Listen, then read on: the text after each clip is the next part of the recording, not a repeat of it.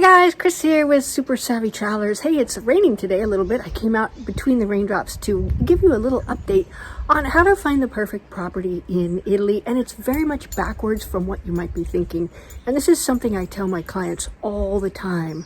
So these are a few things I'm going to bring up, and I want you to start thinking with them, or maybe write down a few things, and really hone in on exactly what you need and want, where you want to be, what you want to spend, and how to get the most out of the search and the purchase.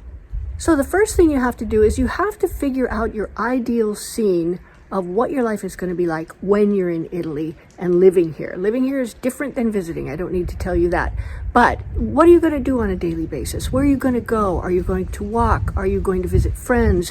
Are you going to hobnob with the locals? You have to just get that all figured out. What does your house look like? What does your view look like? Do you have a garden?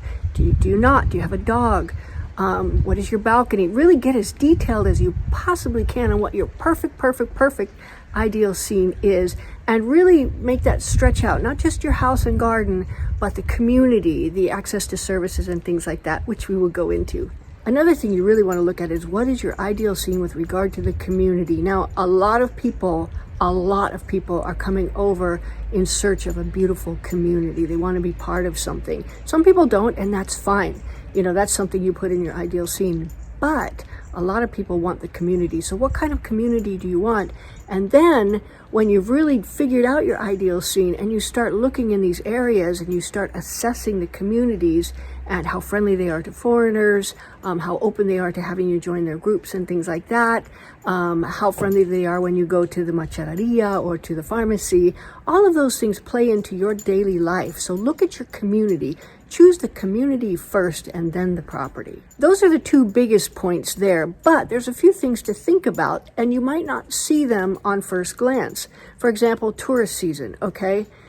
Up north around areas like Montepulciano and that, the tourist season goes on for a long time, and you pretty much have a good chance of arriving at least when some tourists are there.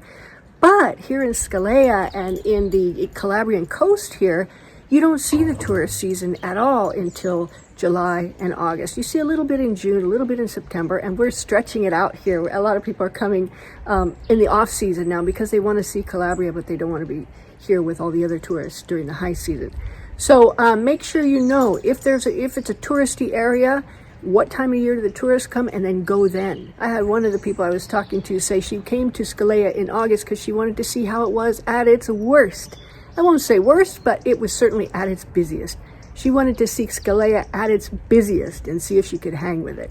And I thought that was very smart. You really want to see a place at its busiest or at its less ideal so that you know for that particular season or that particular period, it's going to work for you. Another thing is access to services and transport. You want to make sure, I like to be near a train line. You know, I can drive to the train, that's fine, but I don't want to be hours from a train and that kind of thing. Once you're on the train lines, you can go anywhere. You can go take the train to any airport, really any airport, anywhere in Italy you can get to on the train, which is really nice. But the more remote hill town and some of the places where it's kind of inaccessible by train, it's going to take you longer. And you need to know that and be okay with it if you're going to purchase in a place like that. Another thing is access to services. There are some beautiful hill towns and they have some services, but they might not have the level of services you require. Make sure that that's taken into consideration as well.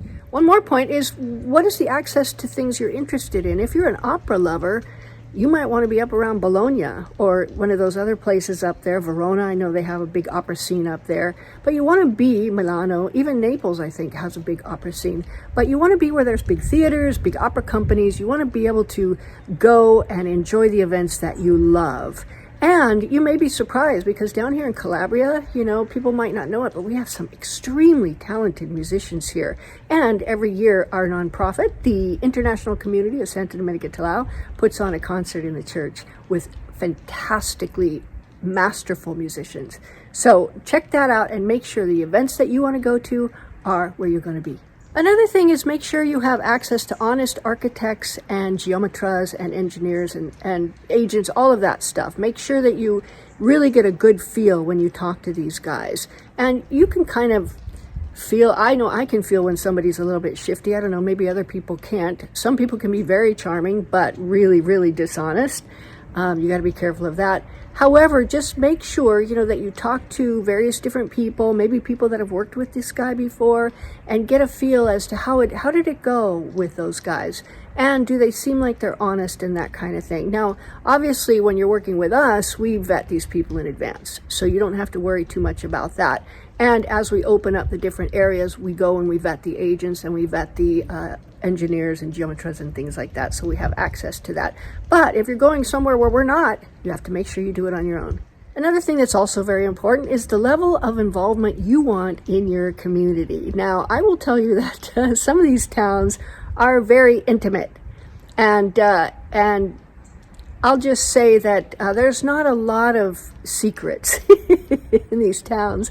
And if you're okay with that, that's fine. If you're not, definitely go to a bigger city, because you're part of the community for all the goods and bads. But it's also very great because if anything happens to you, somebody's there helping you and everything else. But it's a very close relationship, so understand that and get the level of involvement that exists with the community and the level of involvement that you want, because they may not be one and the same. If you're a very private person, you want to make sure that you're not in one of these very, very intimate communities. And the last thing to think about that I have is, unfortunately, when you get to a retirement age, you have to start thinking about, will I be okay if I am here alone?